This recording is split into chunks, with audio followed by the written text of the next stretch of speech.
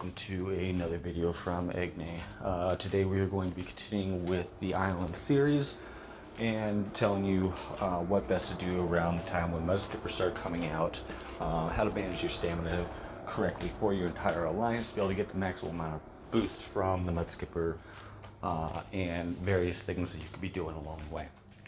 So first off, we'll go into the normal things that I say every video. There will be a link down in the Discord or in the description below. This is a link to our Discord. This is used as a community tool to be able to assist each other in any questions. You can ask anything there. No question is too stupid or silly or anything like that, so feel free to ask away. We have plenty of people that are very experienced in this game that will be able to help you out along the way, not just me. Now, as this is a community tool, there's absolutely no bashing, bullying, being mean to each other, or anything like that, or else you will be kicked and banned from that chat. On top of that, as we are progressing in subscribers and people that are watching my videos, there will come a time when YouTube will eventually monetize my content.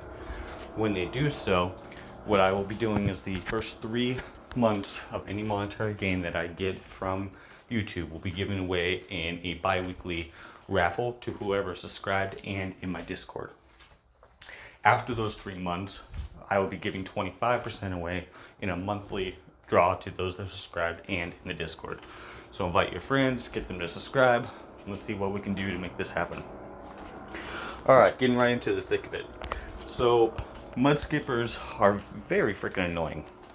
Let me see if I can go find one. The main reason is because they take 30 stamina. You can see right down here. They take 30 stamina to be able to do one hit or rally. Now, when you're going to do this, each 20,000 damage that you do on it equals 1,000 points. Now, you can only do 1,000 points per hit. So it doesn't really matter how much higher or anything that you do than that. As long as you reach 20,000 damage, then you get the maximum amount of points you can get from a hit. Now, unfortunately, because they take so much stamina, this makes it very hard for alliances to be able to really manage around doing your lizards or your geckos or anything like that. But if you look at the actual buffs of it, we're on day 2 of doing it. So we've already increased our attack by 20%, defense by 20%, health by 8%, and then destruction of soldier troops on layers and such by another 8%. So as you can see, that's a huge buff, and it resets daily, so those buffs stack up, stack up, stack up. So that's an additional 10% per day, basically, that you're adding on to it for 5 days. At the end of that, it comes out to about 50% additional attack, 50% defense, etc. That is an amazingly huge buff. So you want to make sure that you absolutely finish out. Your alliance needs to get 800,000 points every single day. Now, to do that, if you have an alliance like ours, which is at 89 people, that means that if you divide it out, 8,000 divided by 89 comes out to 8,944, something like that, points that each individual needs to get. But if you also look at the personal rewards, you need 15,000 points, or 10,000 points per day, 10 hits, to be able to get the maximum amount of rewards. So if your alliance is actually being a team player and goes and gets their 10 hits every day, you will have no problem getting this. Now, alliances that are underneath, underneath like 88, 89 people, they will have to do a few more hits, but you just need to coordinate and make sure that everybody is getting their hits in. And you really want to be on people's butt about that. Like for us, we do it so we can only do 1 lizard per day during that until that point is reached. So that way all stamina should be directed into the mudskipper, no matter what, to be able to make sure that we get those buffs. So, I mean, even for me, like, since we got our points overnight while I was sleeping, I only had to hop on and do like 2 more rallies on the mudskipper, and then I did the rest of my points or my stamina before I sent back out to gather for the SVS day. I did the rest of my points into geckos because that gives me more resin to be able to get my honor up. I completely forego doing hornets at all, which I know some people can't. So you got to find that balance of which one you would rather have, either the hornets or the geckos. So really got to find the balance on that. But the boosts itself are an absolute must for an alliance. During this time, you really don't have the stamina to be going and taking any layers or anything.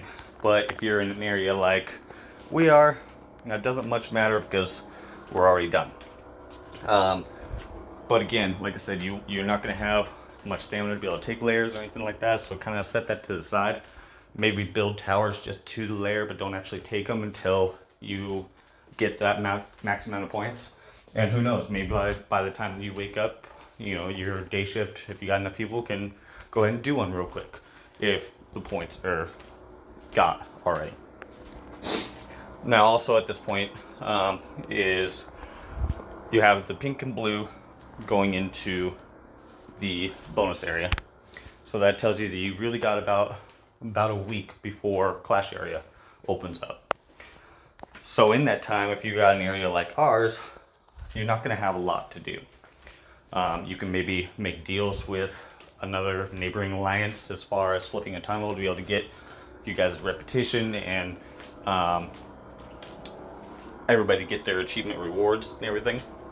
And speaking of reputation, a lot of people don't know about this right here. Reputation means a lot in Island because your reputation means how many soldier ants you're going to be able to produce. As you see, for me, I'm getting an extra 20% output. Second, third place, they're at 15, fourth, yeah. So it's based off of how many hits you're doing in each of the buildings and such, and based off your participation like in towers and such. It's very important and almost imperative, especially if you have a bad starting spot, for your rally leads to be getting as high as they possibly can. You want your strong guys to be as strong as possible before the fighting actually starts. Once again, this goes back to playing as a team, because I mean, even for us, we got a few people that really shouldn't be as high as they are, but that's okay. We're adjusting it. But again, that also falls back on the rally leads as well, because if they're not getting in there and being active enough to be able to do that, then it might as well go to somebody that is being active enough to be jumping in and fighting and helping. So it's a real balance that you just got to really figure out as far as who needs to be where and what, stamina, etc., etc. Well, this was a pretty short video, but I hope it helped you guys. And we will see you in the next one. If you ever have any questions or things you want me to cover, feel free to say it in the Discord or in the comments down below. I cover any and every subject that is game related, so would be more than happy to take any requests. We'll see you in the next one. Egg out.